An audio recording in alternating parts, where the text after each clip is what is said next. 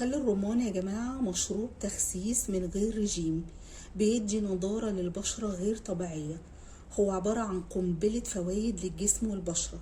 هختصر لكم فوائده.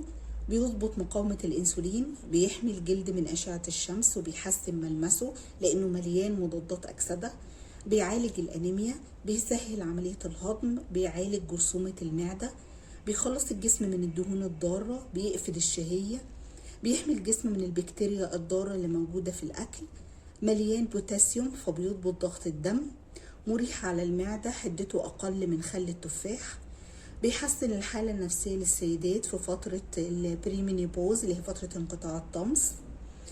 لازم يكون مكتوب عليه عضوي. بستخدمه ازاي؟